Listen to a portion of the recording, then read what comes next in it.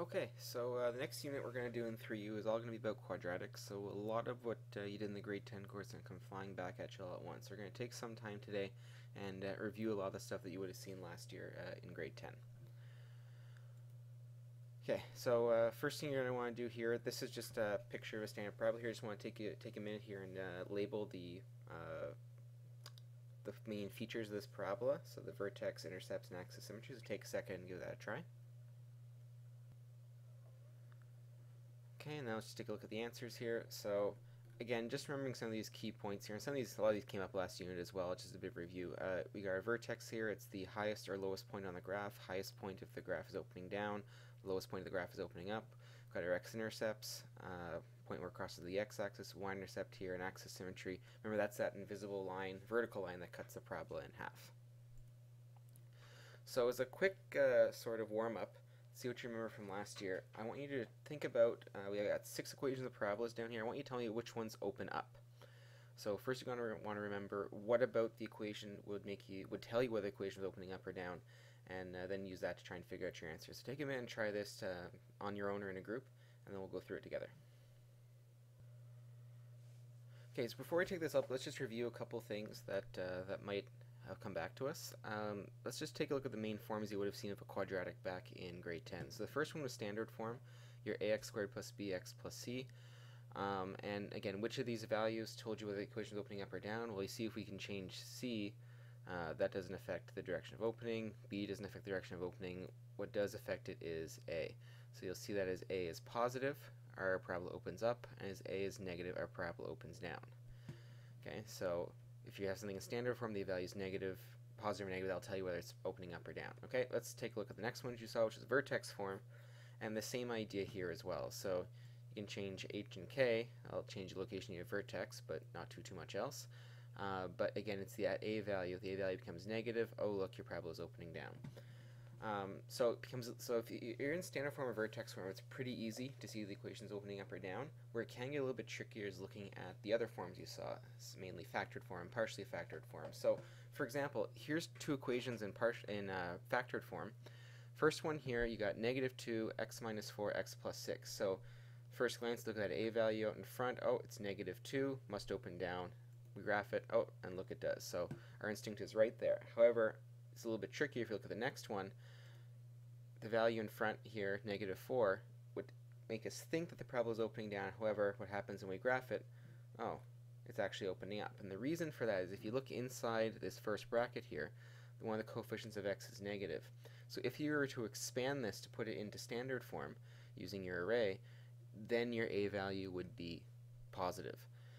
So I'll leave that for you to try on your own just to confirm that, but you can't necessarily just blindly look at the value outside the bracket in factored form and say, oh, that will determine my direction of opening. You need to be looking at the a value from standard form, or you need to be looking at the value from vertex form over here.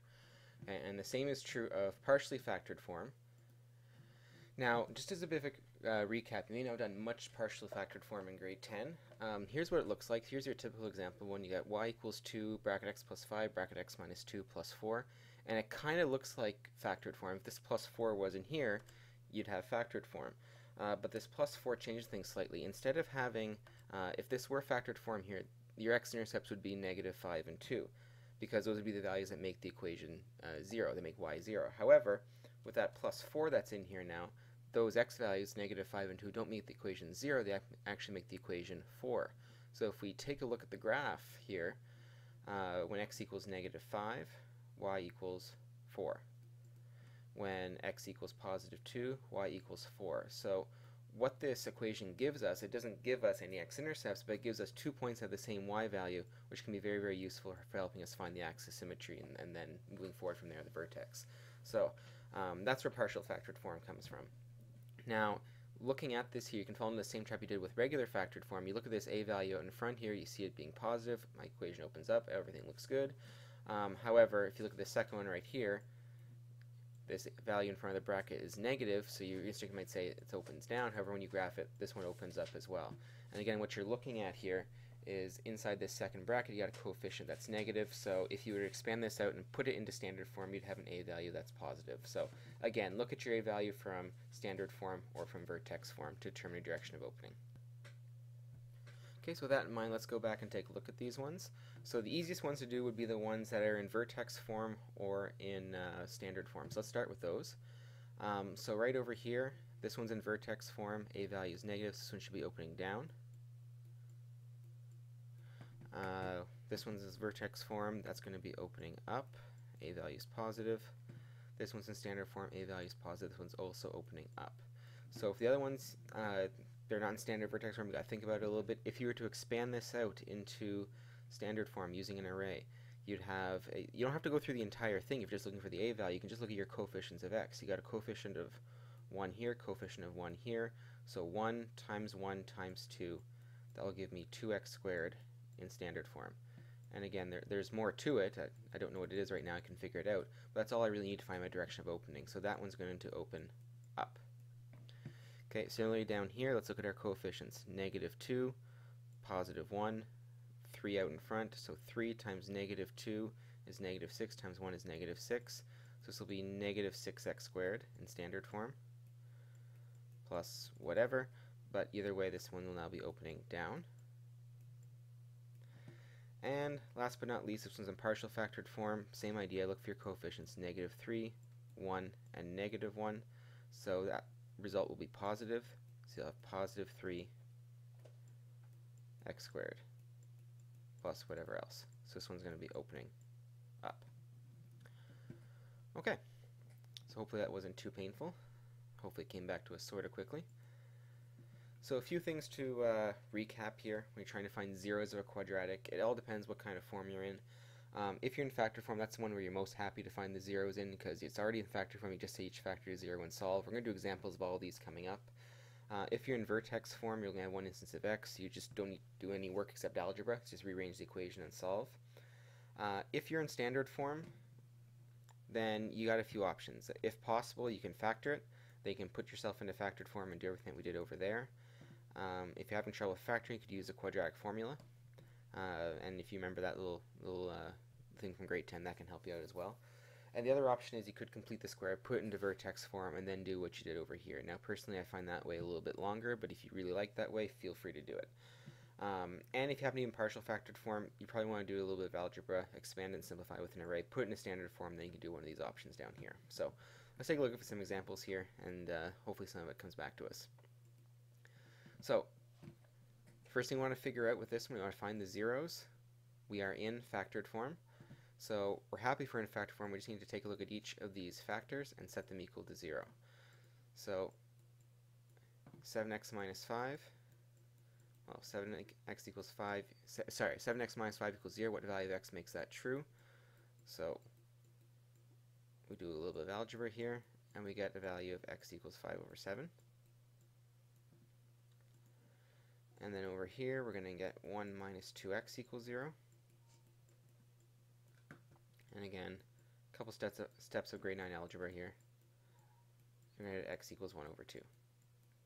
Now you may come to a point where you don't need to go through these algebraic steps to get your zeros once you're in factored form, but if you ever do forget, especially if you get something, or if you get something that's a bit more complicated, this way will work as well. Okay, so you're in factored form, a couple quick easy steps, and you find your x-intercepts. Okay, so same idea, except now let's take a look at the form we're in. We're in vertex form. Now, if you want, what I see a lot of people do here is they want to expand this and simplify and put it into standard form, and then from there try and factor use quadratic formula. That will work, but I can tell you that is going to be longer, and you're more likely to make mistakes. There's a lot of algebra involved there. So my suggestion is, especially if you're worried about finishing tests on time, you want to use the most efficient method that's out there. So we have the zeros. We're in vertex form. Nice thing about vertex form is, again, there's only one x in the equation, so we should be able to rearrange and solve. So if we're looking for the zeros, y is going to be 0, and then from here it really is just algebra. So if I want to solve this algebraically, first thing I'm going to do is subtract 18 from both sides of the equation. Okay, and You may have seen the next step already. What we're going to do now is divide both sides of the equation by -3.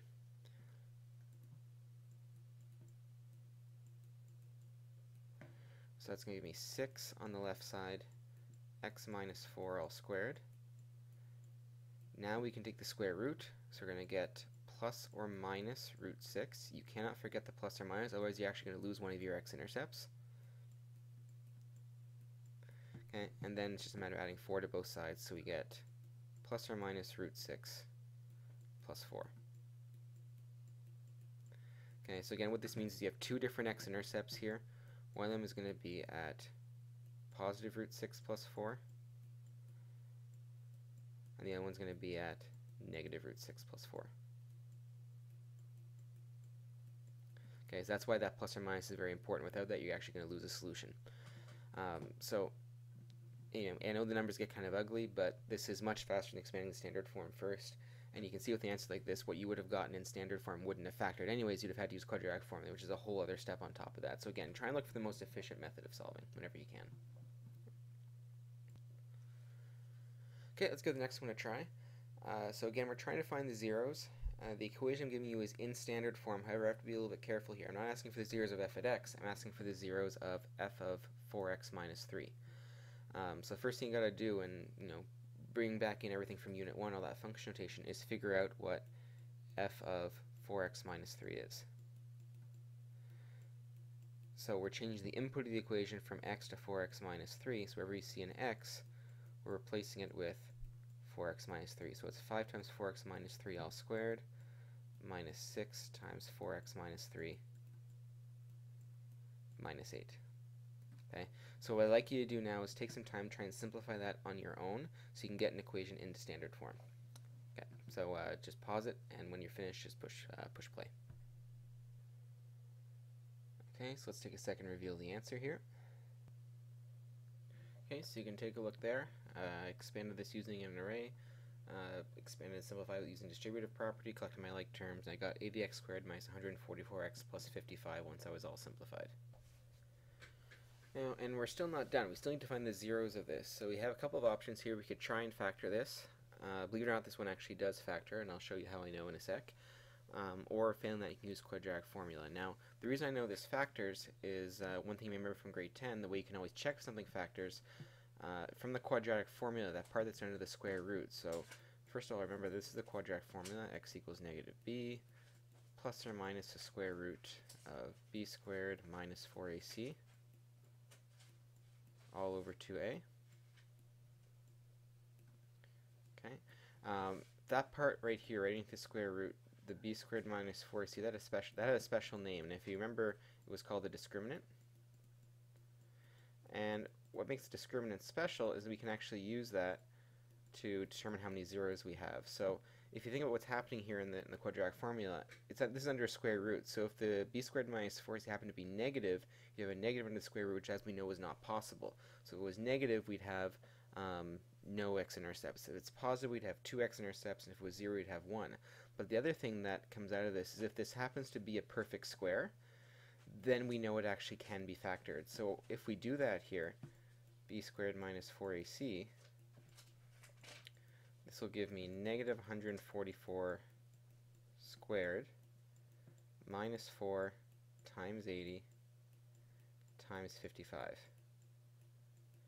Okay, if I quickly run that through my calculator, that's going to be equal to 3,136, which is a perfect square. The square root of 3,136 is actually 56. It's a nice whole number. So this one actually does factor. Now, it could take a while to factor this using an array, so this would be like one of those ones where you actually might find it just as fast. Use quadratic formula. You can use whatever method you like. So just take a minute and use either quadratic formula or factoring to get the zeros of this guy.